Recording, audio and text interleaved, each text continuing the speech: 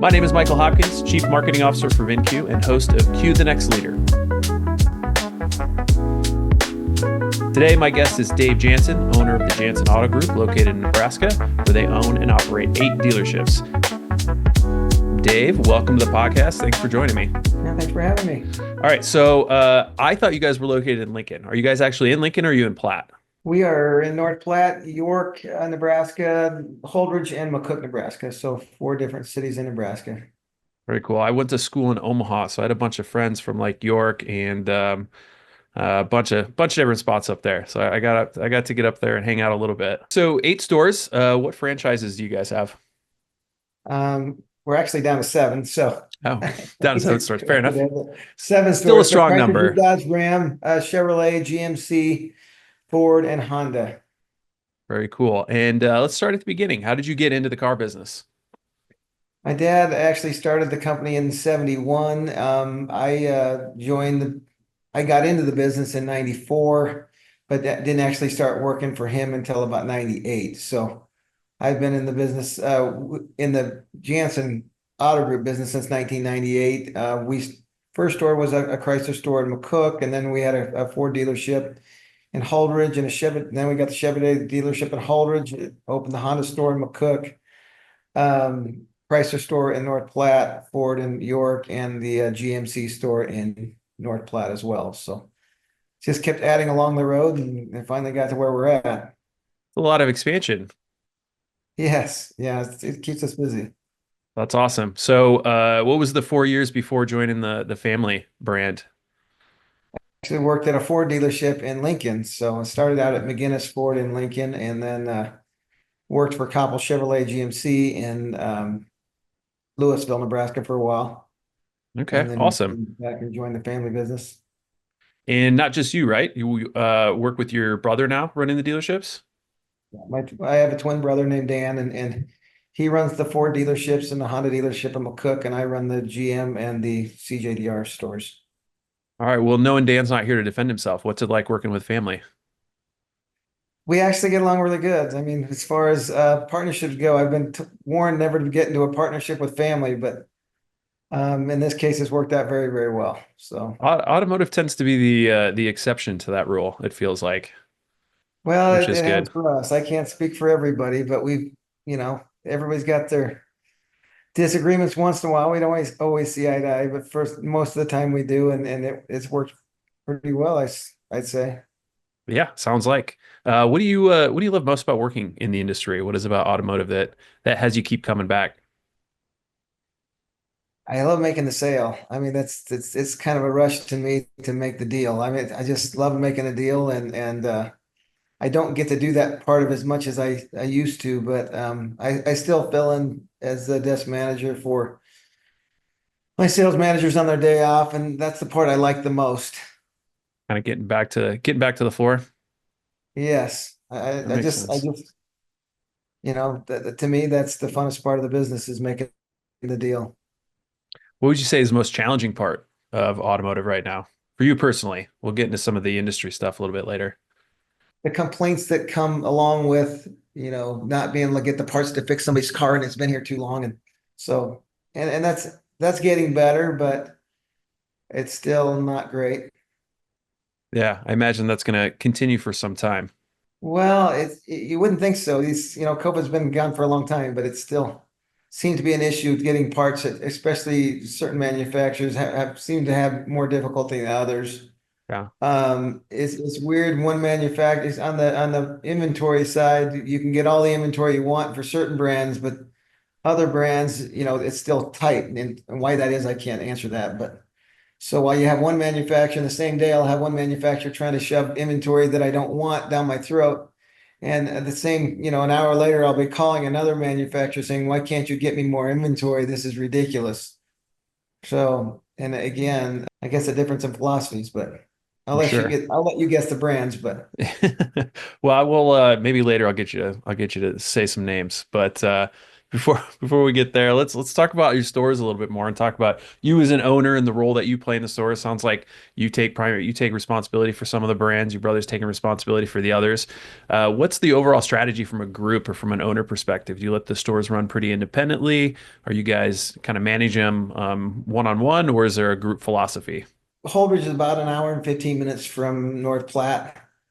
I live in Holdridge, so I have more of a hands-on approach than I do in Holdridge than I do North Platte, just because I live there and I spend more time there.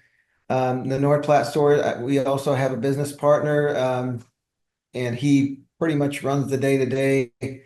I come up here on Tuesdays and I spend a half a day a week in North Platte and offer my 2 cents at the GMC store and the CJDR store here in North Platte. But the other 4.5 days a week I spend in Holdridge, mainly filling. And again, I've got a really good general sales manager there that runs things day to day. So he's on the desk and doing most of the buying and appraising. But he takes a day off, and so I fill in one day for every manager that takes a day off, and I'm on the desk that day, and so I am still involved in the day-to-day operations.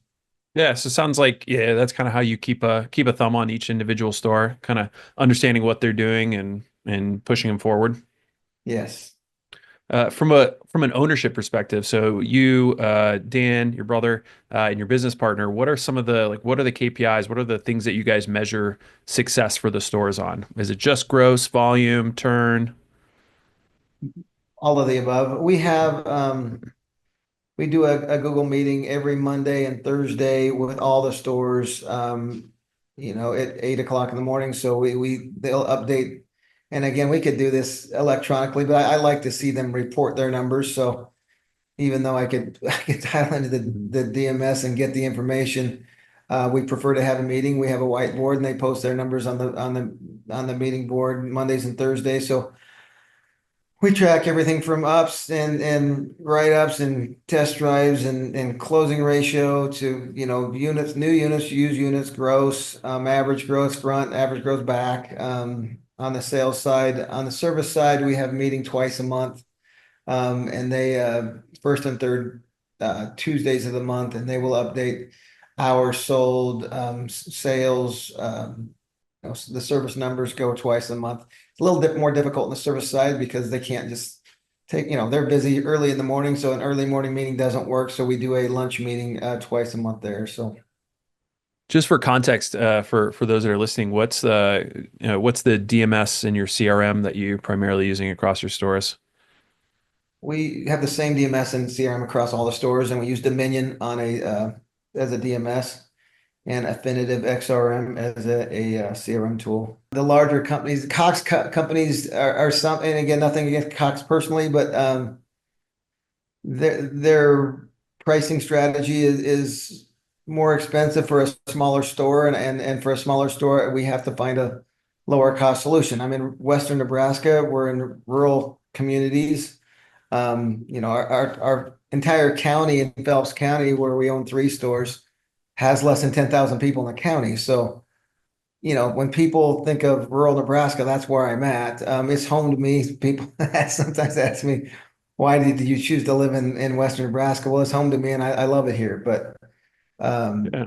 that when you're dealing in a small rural community, and we have to ship a lot of them out too, but you have to come up with lower cost solutions. If you didn't, and I've seen where several stores that we bought had failed for the same reason, is that they didn't do that and their expenses were too high, and that's why I own the store now, I guess.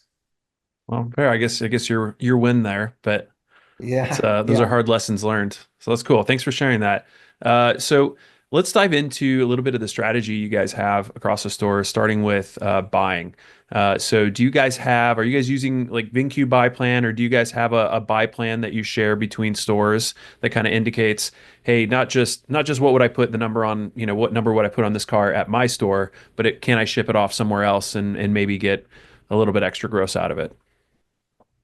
We don't, I mean, we do a lot of trading between stores, but not when they're traded for. I mean, for the most part, when we trade for the vehicle, it stays at the store that trades for it, unless, if we can't, and it's pretty rare that if a dealership doesn't want to put what it's going to take to get that traded for, and we've got another store that will, we may do some of that. But for the most part, we trade for it at that store and we sell at that store. As far as the buy plan, my general sales managers do most of their own buying. I'll throw in my 2 cents once in a while, but I let my sales managers do their own buying, and I hold them responsible for selling what they buy. We do a lot of buying, but we're all over the board in where we buy it. I mean, we do a lot of street purchases. We do a lot of we'll buy from the auction, enterprise, trade-ins. We try to work the service drives the best we can. So we really try to broaden where we get used cars instead of just having one source. We are 3 to 1 used to new, to give you that perspective. Yeah, So that's what I was going to ask um, next. yeah, we have to buy used vehicles. Otherwise, I mean, if we were just trading for them on new cars, we wouldn't have enough of the used cars we need to exist to meet our goals. Has used always been a priority for you guys as owners, or I mean, we talked to a lot of dealers that, especially new car dealers that came out of COVID, realizing that first of all they had to do it during COVID to survive, just because there was no inventory, and then second realizing how much there was to be made. That really that was what changed their priorities. We've always been a bigger, I mean, COVID, obviously things were a lot different during COVID here, just as it was everywhere else, but we've always been 3 to 1, used to new. We in in our communities, there's just more demand for used than there are new. And not a lot of, again, we sell new vehicles and that's what keeps us in business, but there's not as a large demand as far as a percentage of our sales for the new as there is used. It's fair. So sounds like you get a good mix sourcing inventory. You mentioned that you're trying to buy more out of the service lane. That's something that we're hearing over and over again. How do you have some stores doing that a little bit better, or is that something that's kind of an ongoing priority? How is that looking? A lot of that comes from a referral from one of our service advisors. If something, probably most like most dealerships, if something comes through and it needs major repairs or the cost of repairs may come close to what the vehicle is worth, you can obviously see the look on the customer's face when you tell them what it's going to need, and they'll refer them up front and say, you know what, maybe it's time you take a look at replacing that. This advisors have a sales consultant they work with up front, and they'll refer them over. We have tried a little bit of, with some success. We put a little note, we staple it to every repair order that says, if you'd be interested in, selling or trading your vehicle, we've identified your vehicle as something we may be looking for. Reach out to my sales manager and his name and number on there and give him a call. So we do that too, but most of it would be just a referral from the service advisor to say, hey, maybe it's time to take a look at trading this in. And are you incentivizing the service advisors for that? No, we're not. No, just kind of hoping that they find it and send them over. Well, I mean, I guess a little more than hope. I mean, yeah, they work at the dealership. I wouldn't be very excited if they were referring them to the dealership down the street. Well, yeah, It's no not, kidding. No, that's fair. Yeah, yeah. No, that I makes think they sense. It owe was it to us as an employee of the dealership to refer them to us. And Well, they and do. that's not what I meant. I meant more of the finding ways to incentivize them to be a little more aggressive with sending some of those customers over to sales. It's I mean, something we've they even heard that some folks are putting. I mean, some of the dealerships we're working with are putting salespeople in the service department, and that's kind of like their role is to almost talk to every service customer throughout the day. I've tried that strategy before. Yeah. I'll be honest with you. It failed for me, but probably because I did something wrong. But we Well, we no, have tried you that never know. strategy. I mean, it's a really interesting conversation. It's really evolving right now, I think, industry wide. We partnered with Brian Benstock, who's out in New York, who was doing a pretty good job at service to sales, but wanted some more tech around it. So we did that for him, and we're up a little bit. But so much of it relies on process and on the people management side. There's not always a lot of tech you can throw at a problem like that, or an opportunity, I guess, is a better way to put it. buying from a lot of different places. Talk to me about your like when you go and put numbers, your appraisal process. What are some of the most important metrics that you guys are looking at in terms of identifying what number to put on a car? We'll take a look at, of course, the books and MMR. We'll take a look at the retail market average and determine at that point what we think we can retail it for. And obviously, we'd like to, like anybody, we're going to try to buy a car as reasonable as we can. So oftentimes when we're trading for a vehicle, it will be Kelley Blue Book seems to be lower most of the time, depending on the product. Sometimes JD Power will be less, but and we found that majority of time customers are more likely to have used Kelley Blue Book.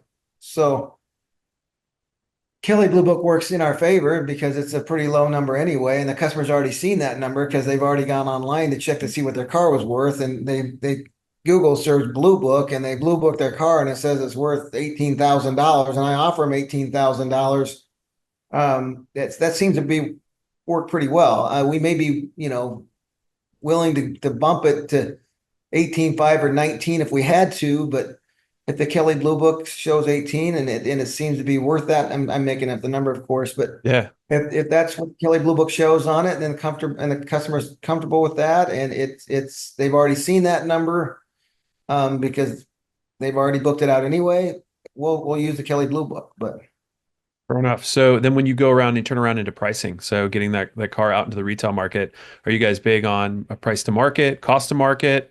What's your pricing strategy?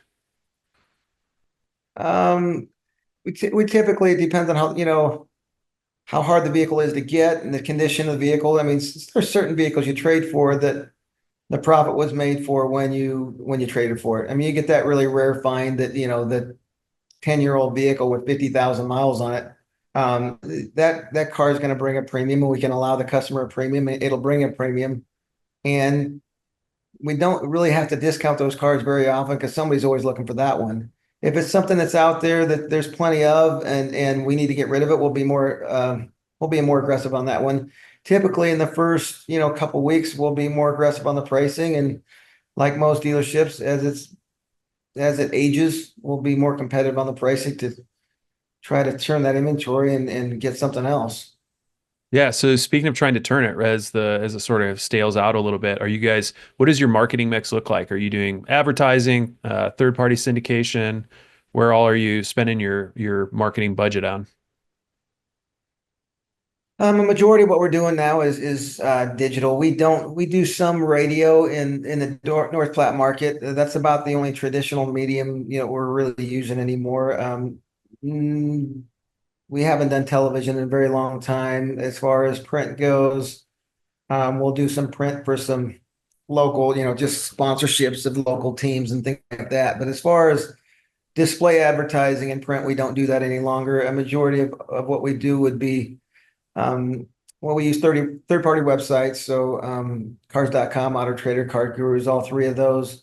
We do Google AdWords, Facebook campaigns, digital advertising with some, redirects. So mainly digital, Okay. third-party leads, AdWords, and Facebook So looking social at ad. like when you look at your analytics at the end of the month, what do you see is kind of what are the winners right now? Where do you see the biggest return? And that's a hard one to say. All of our third-party sites actually work pretty well. The problem with the third-party site and that's where VinCue comes into play, is you have to know where everybody's at in the market to, because if you're going to be on those third-party sites and you're not competitively priced, you're not going to get a click. And there's no sense in paying for those third-party sites if you're not competitively priced, and because you're ultimately trying to get people to click on the car. And most of those people will arrange your sort by pricing, and so you have to be competitive in that arena. But I would say that I mean, that's where a lot of our leads come from, is our third party sites. Obviously, it's hard sometimes to know. We get a lot of leads off of our website, but what took them to that website is what's can be difficult at times. Um, Direct traffic, AdWords, you always worry about, and I'm not very technologically savvy when it comes to this stuff, but you hear terms like, well, how many of those were bots, and is that real traffic, and what was your bounce rate, and are people, so, and even within our stores, when I'm in North Platte and somebody's asking about a vehicle, one of the easiest way for me to search is just go to our website and see how many of those A vehicles lot we of direct have. Well, that's traffic. a click.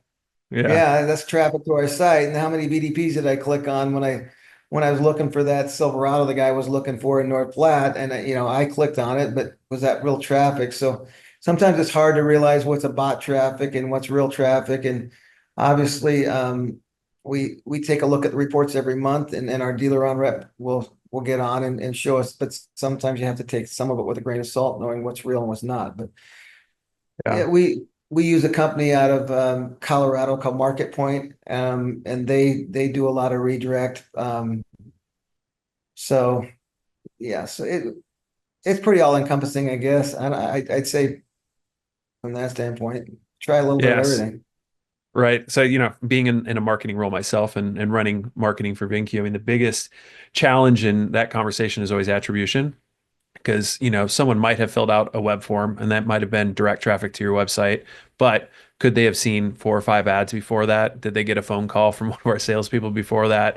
Were they, did they see us at a conference or some sort of 20 group before that? Potentially. And so it really takes a combination of all marketing efforts to drive towards a lead. And a lot of times you don't always know exactly what that secret formula is.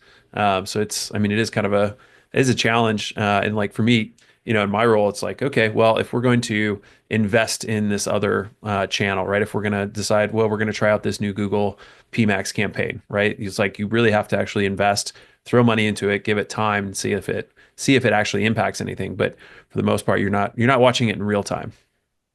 Sometimes as a smaller store, we see it more easily than a larger store because we see different vendors that will take more credit for their product than that they really deserve. And I knew this to be the case once because we had multiple meetings at the beginning of a month to review last month, and between the different providers, the chat tool, the with all the sales they took credit for, it amounted to about double the sales I had that month. Yeah. So Car Guru said, well, we influenced this many sales, and Car.com said they influenced this many sales, and Auto Trader influenced this many sales, and the chat tool says, well, we had got you this many sales, and you're like, wait a minute, I'm adding these numbers up, and that's more cars than we sold last month. And I'm Yeah. guessing if we would have canceled all of this, we wouldn't have sold a car last month. And I know that's not true because we would have had walk-in traffic that would have bought a car from us anyway. So Yeah. you don't really know reality other than I know that sometimes people will go on cars.com, Auto Trader, and Car Gurus and look at the same car at all, 3 spots. And then that car will show up sold from that zip code, a week later, and they all take credit for it. It's like, yeah, the guy was cross shopping. I don't know which one of those sites worked. All I know is he found it on one of them, and then he probably chatted on it too. And then all four of those vendors are taking credit for the same sale. Yeah. That's the But uh, that's the influence is the key word there, right? They influence the yeah, sale. and They that's what didn't they cause say. They it. always say, well, Yeah. we influence this many deals. It's like, yeah, I understand. Yeah, exactly. No, I mean it's a benefit of doing direct advertising, like Vin specific doing it direct to your site because you contribute that a little bit harder. But if that's not where your buyers are going, then you have to be where they are too. Yeah. So that makes a ton of sense. All right. So obviously you're a VinQ customer. That's why you're on the podcast.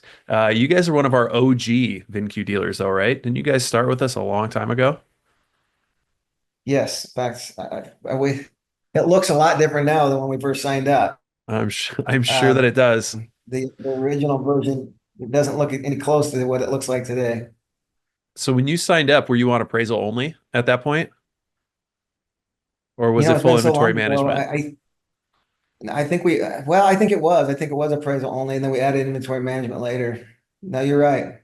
So, I mean, we talked a little bit about, being in the market that you're in and, having to protect your expenses as tight as possible. Was that one of the big sort of drivers at the time, it being appraisal only, maybe being a smaller tool, or were there other kind of pain points or opportunities that you saw in VinCue when you decided to partner with us?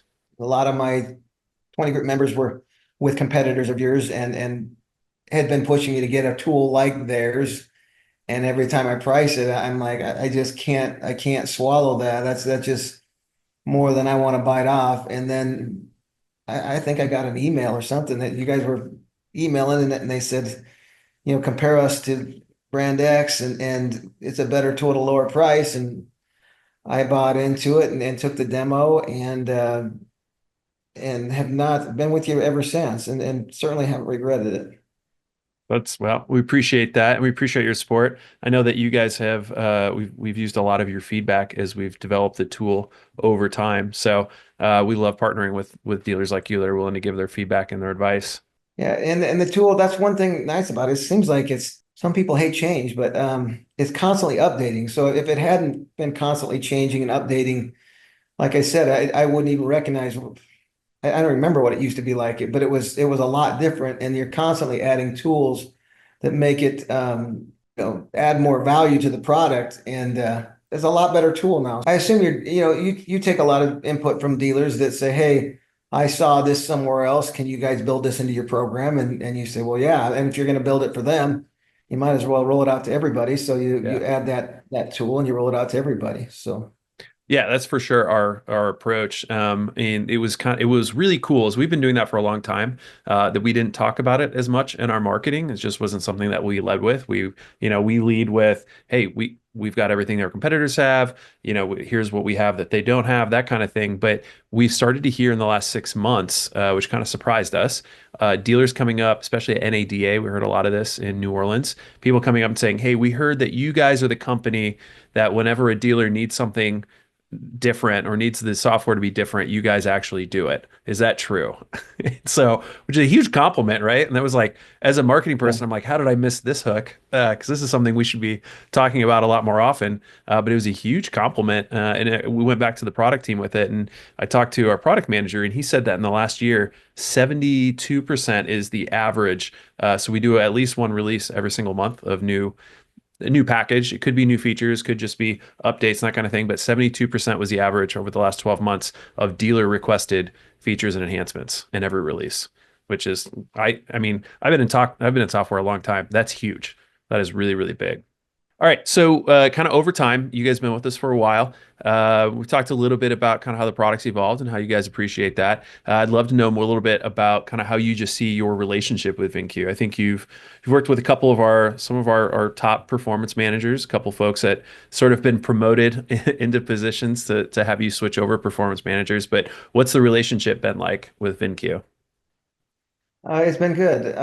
We've gone through a few performance coaches.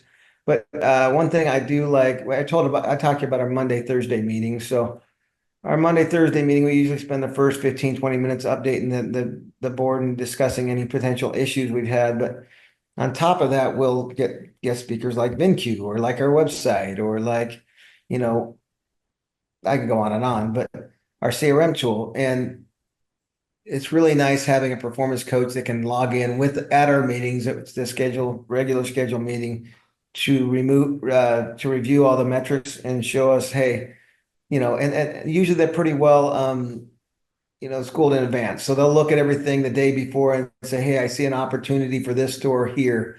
I see an opportunity for this store here.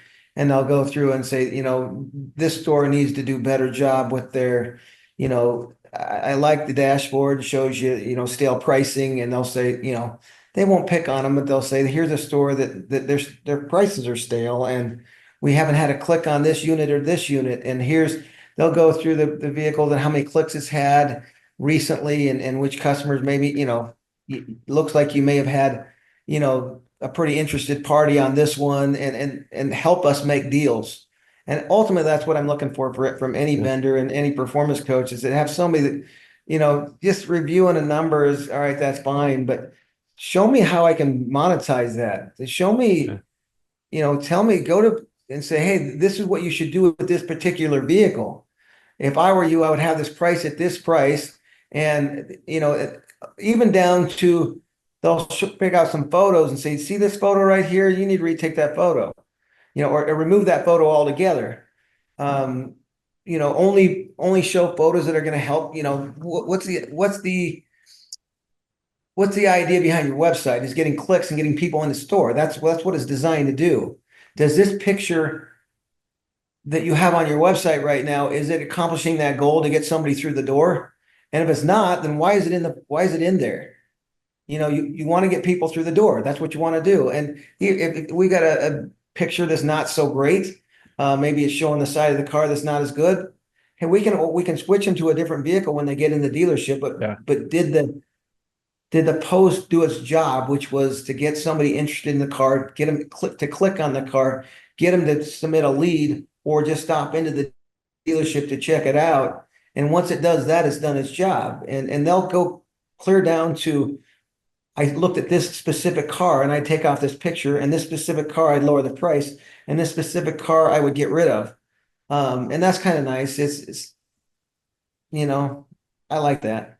Aside from the performance meetings, you as an owner logging into VinCue, once you show up at one of the stores wherever you're going to be for that day, what are the first things you're looking for when you open up the dashboard on a rooftop? Pretty much everything on the dashboard. What percentage are without photos, how old those vehicles are. I mean, if I got seven vehicles with no photos and they're all 2 days old, that's one thing. But if I got seven vehicles, no photos, and they're a week old, then that's a whole different, issue. Um, so no photos, stale pricing. Some of our stores do, each manager is responsible for that, and some guys do a really good job, and some guys you got to stay on. But I just don't like to see stale pricing, and in some cases, depending on the time of the year, I told them I don't care if you need to raise the price. In fact, oddly enough, that's one more Yeah. pretty successful idea is raise the price. It's amazing how many people are watching these vehicles online, and you raise the price $500 on your website, and how many people will call the next day or the same day and say, "Hey, I was looking at this car, and it looks like you raised the price $500." And you said, "Yeah, we had it on sale, but well, would you still honor that other price if I came in today?" And that actually does happen. So Yeah. they don't necessarily have to always be lowering the price. I mean, if the price is competitive, um, but do something with the price. Even if you lowered $1 or $10 for those people that have a price change notification clicked in CarGurus or Auto Trader, it'll send them an email and say, "Hey, the price changed on this vehicle you were looking at," and it throws it out in front of them again. So, I like to see the guys changing the price one way or the other, quite often, just so those people that clicked on the price notification change are getting those cars served up to them again and again and again. We preach a ton, and sort of the advantage of having the real-time market values inside of VinCue instead of relying on a book, which at least a week old, something like that. So not to put words in your mouth, but I assume that's the advantage, is knowing that I could put another couple $100 on this car today because that's what the market says. Yeah, it does. And the recall piece is nice on the dashboard is too, especially when your service department may be a little slow that week, and well, hold on. You go to VinQ, you click up all the vehicles with open recalls that, and sometimes, obviously they do the recalls when they do our used car inspections, but it's amazing. You'll do a used car inspection today, and next week there'll be two open recalls and weren't there last week. So you can find service work that way, just by the open recalls. The recall portion of it, sometimes it takes a while for the NHTSA to update that. So sometimes it's not always accurate, but it does help you find additional work. So I think everything on that dashboard is it's good information. So, and that's great to hear, because that's obviously why that's how we designed the dashboard, was to be able to identify, and we're starting to call them signals. We're starting to talk in the language of, like, how do we create signals to point our dealers at the most in-need inventory, the most in-need vehicles that need some layer of attention, whether it's stale pricing, whether it's photos, descriptions, low VDP views, or decreasing VDP views is even more important to call attention to it. So I'm glad that that's been your experience. Would you say that because of the dashboard that has made your managers more effective or more productive? Yes, definitely. Um, yeah, the description builder is pretty cool too. I mean, it makes your job a lot easier. I mean, we pretty much, for the most part, allowed description builder to build our descriptions. Where it used to be, you have to type all that in, make it something up, and it really wasn't that professional. But now with I think it's AI driven if I remember right, but it writes a pretty nice description of that car, and it's pretty easy to use. That's awesome to hear. We put a lot of time and energy into that one. Well, Um, and there's no reason not to use it. I mean, we can buy 10 cars at the auction today and they can all show up tomorrow. And it used to take a long time to get them up there, get the descriptions built. But now it's just use a description build, hit click, and there it is. It really makes your job easy. I do like some that, I ask my managers to customize it, especially if it's we know the owner and bought it from us new. And those, I've always been told this story sells the used car. And if I've got a story behind it, make sure that that story goes on the description as well. But so we can add that to description builder. But awesome. That's great. Is there anything else in VinCue that you want to call out that you would want other dealers to know about in terms of making your life easier or helping you add gross back into each transaction? the whole, I mean, it identifies the cars that you need. Every time you appraise something, it tells you, is it what's the market day supply of that vehicle in the area? Is it low? Is it high? I mean, it helps you make good decisions. I mean, if there's huge market day supply of that vehicle and you're trading for one, that doesn't mean we won't trade for it, and we will. But we know going into it, we might have to price it more aggressively because there's a lot of those out there, and it'll tell you, I can tell you exactly where my competitor's at in the car and where they're pricing theirs and how long, it'll even tell me how long they've had it. So it's nice to know that when I'm trading for a car that my competitor down the street has the same car and where their car is priced at. So I need to know, it's like, okay, well, if he's pricing his at 38 grand, I better get mine on the lot for 37.5, and to make the kind of margin that I need to trade for it about here. And this is this is what my reconditioning cost should run. And I know exactly how much to put in the car and exactly where to price the car before I even traded for it. And if it's something low day supply and it shows hot selling in your market, well, I can, you might make a deal that you might have passed on. Well, geez, MMR only showing 35 grand. Well, yeah, but look at that. It's hot. It's hot. It's hard to get. There's low market day supply of that vehicle, and it's showing that they're selling like hotcakes. Let's go ahead and step up to that car an extra grand. The guy down the street probably doesn't know that, and he's not going to make a deal that I made. And typically speaking, it's not that everything's foolproof, but if it identifies as a fast moving, hard to get vehicle and we step up to it, we typically do sell it in short time frame. So even though we stepped up to the car and got it traded for it, we'll move it right away, and glad we did and made a customer out of the deal. So it'll help you make deals that you would have made. So it's the whole tool. I mean, it's knowing, it's basically in a nutshell making good decisions every time you buy or trade for a car. Yeah, I love that quote. It helps you make deals you wouldn't have otherwise made. Like that's really the difference between winning and losing, right? I mean, it's finding those opportunities that you didn't know existed. So that's awesome. I'm glad that that's been your experience, and thanks for sharing that. So kind of looking forward in the next couple of years, obviously the last couple of years have been super disruptive, changed a lot of change in the industry.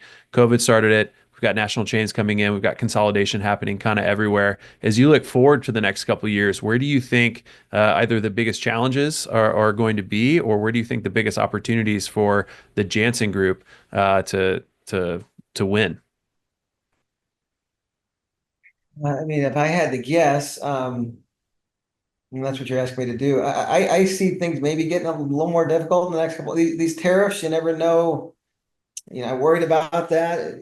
I know we keep delaying them, and is it really going to happen? And especially with some of our brands, such a large percentage of those are built in Mexico and Canada. So what happens there?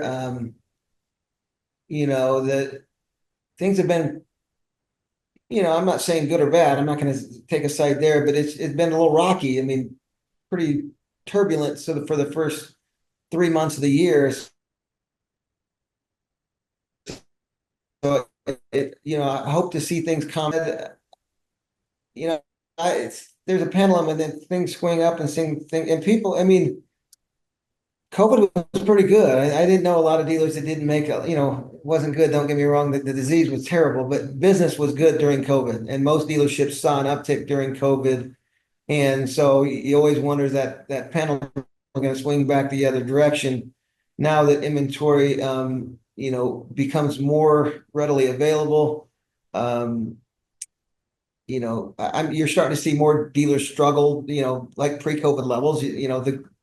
I didn't see a lot of dealers in my 20 group that struggled during those times, but now all of a sudden you're seeing them struggling again. It's like, okay, we're back to normal, and we're going to have to get back Yeah. to pre-COVID conditions. And we have been there, for the last year and a half, 2 years, but it's coming back to this is, you're going to have to learn how to run a car business again, because it was pretty easy for about 3 years. And now you're going to have to get back to common sense again and say, okay, well, the days of just putting whatever you wanted to in a used car and taking all the inventory they give you because you couldn't get it anyway. So, I mean, ordering new cars was pretty easy. If they gave it to you, you took it because you needed everything. Yeah. Well, now that's not the case, especially with some manufacturers that, all right, I've already got 10 of those, and you're so I see things going back to normal, which I guess is good and bad. I see dealerships starting to be offered again, where for a while, blue sky was pretty high, and now especially in smaller markets, seeing dealerships for sale and at lower prices. So if a dealer did want to capitalize, and I'm getting a little bit older than I was 10 years ago. So 10 years ago, I was pretty excited. I mean, anything that came for sale, I was pretty much had an interest in. Now, I'm a little bit older to the point where it's like, okay, do I want to continue keep buying stores? But if I did, I think the opportunity will exist. I think they already exist. I know 3 stores for sale right now in my price range that we've looked at. And, am I interested? Maybe not really, but somewhat.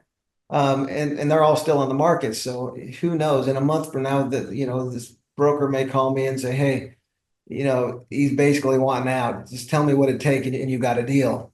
And That's that's coming back, and that wasn't available 3 years ago. Yeah, that's fair. That's good advice. That's good insight. I mean, I think, automotive is a little bit behind, like I look at healthcare, right, as another major, major industry, another major economy kind of on its own, similar to automotive and the consolidation that happened there the last 20 years. And a lot of it, I feel like, came from just rising costs, right? And so if you can scale, if you can add rooftops, you can add stores, you're going to be able to reduce costs. There's economies of scale associated with that that allows you to be more profitable as an organization. Do you see the same thing when it comes to growth? I do, especially when it comes to negotiating contracts with vendors like yourself. We're gonna cut If you that have, too. if you're a single rooftop, it's really hard it's more difficult to negotiate a favorable contract. If you're offering 7 stores at the same time, and that's the reason all of our stores are on the same vendors, is because, when I'm shopping for a CRM tool or a DMS or whatever it might be, if we offer up 7 stores, you seem to get more attention than if you have one. And those economies of scale do help you out. Also, that the ability to transfer inventory from this store to that store, it helps a lot, because most of these tools now, especially the third-party sites, will show you how many days the dealership's had it in stock. Well, if I've had a vehicle in stock here for 120 days, and I transfer it to one of my other stores, it's going to show up there as 1 day old. Mhm. When people Looks a see lot a better. fresh, yeah, and also when, like car gurus, for example, once you submit a lead on a vehicle, a Dodge Challenger, as inventory becomes available on car gurus, it'll send out emails. Well, they may have already looked at mine at my one store, but I transferred to another store, and they're going to get an email saying, "Hey, Janssen Chrysler North Platte just got a Dodge Challenger." Well, Janssen Chrysler and Holders already had it, but Janssen Chrysler North Platte now has it, and now it's serving up emails again, and it's constantly stirring up those leads and generating leads for you. So, I mean, we couldn't do that with a single location. With multiple locations, you can transfer vehicles around, you can negotiate better contracts. Also, the brand awareness becomes easier too, because when I'm advertising in 4 different markets and they're relatively close together, and we use the same jingle, slightly modified, but same jingle. So if they're listening to the radio here, they're listening to it in McCook and they hear the same jingle, they recognize, oh, that's a Janssen store. So it's easier to sell your brand or create your brand with more than one Yeah. store, because you're using multiple sources with the same font, with the same logo, with the same, jingle, and they get accustomed to seeing that Janssen logo or that Janssen jingle, and you become a bigger brand and a bigger name. There's downsides also, it's it's amazing to me that if you go to one McDonald's and you have a bad experience, they'll still go to a different McDonald's. But in the car business, it's a little bit different. It seems like if they have a bad experience at one of your stores, they always seem to say, "I'll never shop at one of your stores again." So that's the downside, is they seem to, and not that we have a lot of, but anybody's going to have somebody that you made a mistake on once, and hopefully you can rectify that and not lose them at all 7 locations, but there are times that you will. That's awesome. Well, here's to your continued success at the stores you have, potentially with a few more stores in the next year or so. Sounds like there's opportunity there. Thank you for being such a good partner. Thanks for spending time with me today. Before we sign off, is there anything else you want to let people know on the podcast about VinCue, about well, anything that we talked about today?